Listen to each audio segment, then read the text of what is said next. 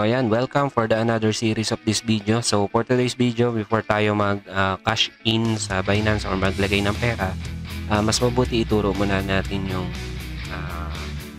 Binance na features niya para mapamiliar din kayo kung ano ba yung mga nandito. Ano ba yan yung mga yan. So number one na ituturo natin is by default naka-light yan. So dalawa kasi na yung interface ng Binance application. Kung wala pa kayong application, download lang kayo sa Google, search nyo lang Binance, download. Tapos last time nagawa tayo ng account, so ilagin nyo lang yung account nyo. Then by default light, alam ka by default light yan. Ganyan lang yung light, napakasimple. Wallet, trade, or yung buy and sell, deposit and convert, tapos market. Napakasimple, walang graph. So, pero hindi ito yung ituturo natin sa video na ito, kundi yung probe. Turn off nyo lang yan and then para ma-switch kayo sa probe. Okay, so dito sa settings niya, dito sa ibabaw, dito sa may tao na to. Sa settings niya, meron ditong light mode at dark mode. Yan. Ganyan lang yan palitan. Tapos kung dun sa previous video natin, ito yung verified sinabi ko. Since verified na ako, hindi pwede na akong kapag cash in sa using P2P. Kasi required na verified ka before ka mag-trade. Ayan, palagay naman dito sa baba, P2P, other features. So required na intermediate ang intermediate verification. So yun, then task center, ito lumalabas dito yung mga task. Minsan na lang lumalabas dyan yung mga task na ginagawa na pinapagawa ng Binance, tapos magkakaroon ka ng free or parang reward nila. So yan lumalabas yan. And then dito sa referral ID, yan yung kung meron kayong friend na gusto nyong i-invite, so meron dyan na referral link, 10%, 10%, yan. So pwede din kayo makagawa ng link na dito. Kung anong gusto nyo, so pwedeng 10% sa'yo, 10% sa kanya, and then pwede namang, or hati kayo, or pwede sa'yo lahat yung commission, 20%, 0 sa friend mo. So yun, pwede kayo makapag-create ng link nyo. Yan. Pwede 15% sa'yo, 5% yun sa friend, or 10% kayo. Yan. And, wala na itong 20. So yan, generate link. Ganun lang yan kung may friend kayo. Sa gifts, yan, lumalabas yan dyan kung may binigay sa inyo Binance. Then sa notification, lahat ng notification nandito. Withdrawal and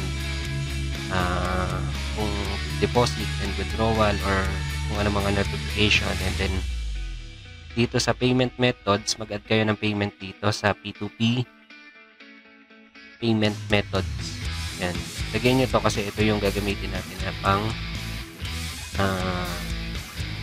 pang cash in pag magbabayad kayo, and then pag magbebenta kayo ng USDT. Tuturo natin yan sa other video. So, dito papasok kung ano nilagay nyo. Add lang kayo ng payment method. And then, dito sa security, ito yung tinuro ko kanina na dapat naka-enable yung mga security settings nyo para prone sa hacker or sa hacking. Yun, para secured na din yung account nyo. Kung gusto nyo enable to sa app, pwede din naman, since personal naman yung phone ko, hindi ko na yan in-enable kasi may login naman ako dito. So sa case ko hindi ko na i-enable, pero kayo pwede nyo yan, touch ID tsaka password, pwede nyo gamitin. And then yun, help and support, kung gusto nyo na, kung may problema kayo, may tanong sa Binance, dito lang. And yun lang sa settings. Then punta tayo dito sa home. Yan. Sa home, meron ditong search. So, pwede nyo i-search yung mga crypto na gusto nyo bilhin or kung ano yung gusto nyong i-trade, pwede nyo yan dyan i-direct sa search dito under ng home. Tapos dito sa banner nila is andito yung mga announcement nila, yung ibang announcement nila. Yan, may mga competition dyan. So basahin nyo na lang, and then dito sa baba announcement din to. Pwede nyo i-click, basahin nyo kung may new listing, sila or latest news, latest activities, so pwede nyo yung explore. And then dito sa QR scanner, meron yan, pwede yan gamitin na pang login dun sa web. So scan nyo lang para hindi na kayo mag-type ng password nyo. And then dito, notification to. Yan. Tapos dito sa bandang, ito medyo madami. Yan, more. So pwede nyo i-edit kung ano yung gusto nyo nandito sa top na pinaka makikita mo agad sa pinaka kaunahan niya. Pindutin nyo yung more, and then edit nyo kung ano yung gusto nyo function, pwede nyo i-add, pwede nyo din tanggalin or palitan, kaya yung mag-customize. Yan. So bali, explore nyo na lang yung iba dito kasi napakadami kung i-discuss natin, no? So yung mga kailangan lang or yung mga mapapakinabangan nyo lang yung i-discuss ko, kagaya nitong pagde-deposit. So yan, kung magde-deposit kayo dito lang galing sa ibang account or ibang wallet, siguro ituturo ko na lang sa ibang video yung kung paano mag-deposit. Explore nyo na lang yung mga nandito. Then B2B trading tsaka credit card na nandito. So ito yung gagamitin natin pang cash in mamaya. And then dito sa bandang baba niya may hat or yung mga hat items. Yan na or yung maraming nagte-trade sa kanya. Nandito yan. Gainers, ito yung mga malaki yung itinaas sa loob ng 24 hours. And then loser, dito naman yung mga malaki yung binaba or mga bumabang click. Sa 24-hour volume niya, dito nyo makikita naman yung yung volume niya na yung bilang ng nag-trade sa kanya. Yan. Sino yung pinakamataas, sino yung pinakamababa. Yan. Then sa market, dito tayo sa market. Merong favorite dyan. Pwede nyo i-add yung mga list ng crypto na gusto nyo. So, ang ituturo lang natin is yung spot trading. Dito lang kayo sa spot. So, makikita nyo dito spot, tapos favorite sa baba. Yan. So, ito yung mga minomonitor yung crypto.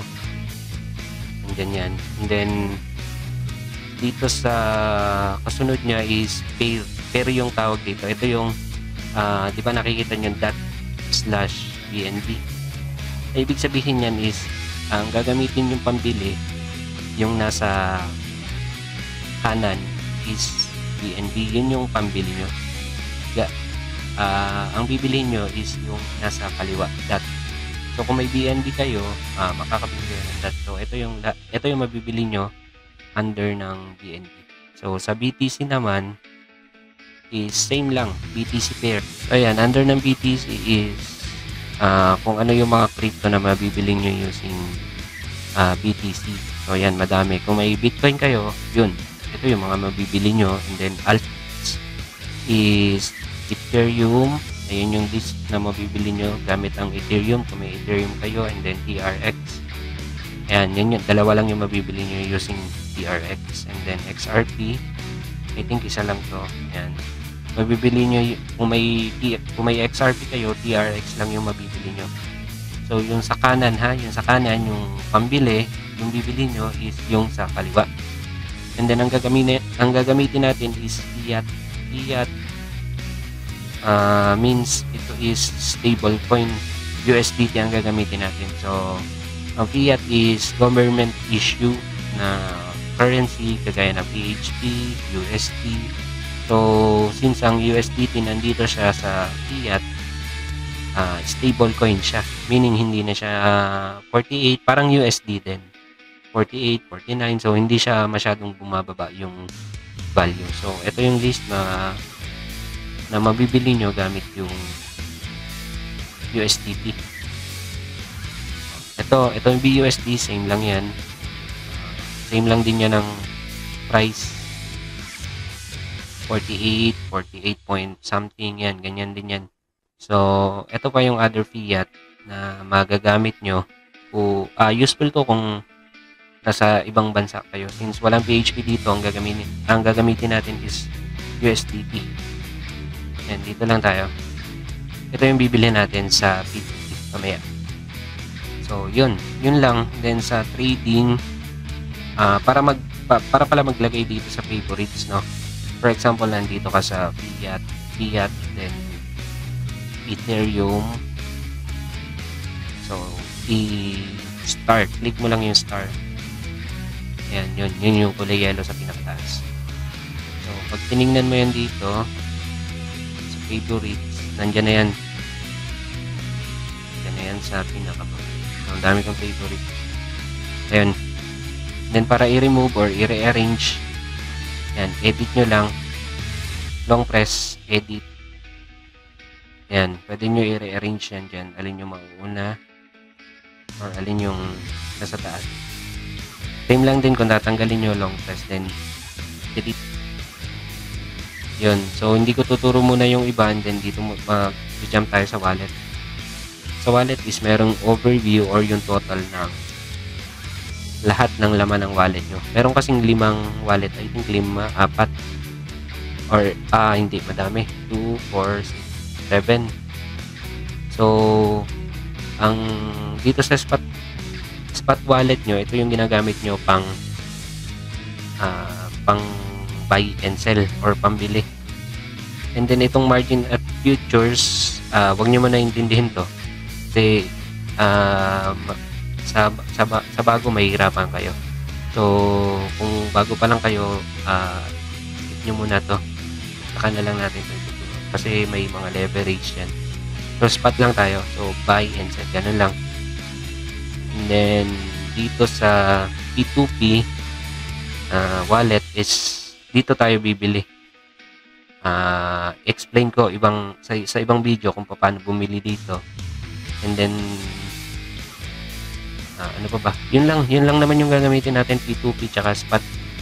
So, yung ibang wallet, hindi natin papakialaman muna. Yun. Kung may laman ng P2P nyo, tsaka may laman din yung spot nyo, sa overview, magto-total yan. Ayan, yun dyan. Ayan o, nakita nyo, spot, tapos P2P. So, ibig sabihin yan, may laman. Yun. Yun lang. So, I hope nakatulong sa inyo. Sa sunod, ituturo naman natin sa sunod kung paano bumili using P2P. Yun. Thank you.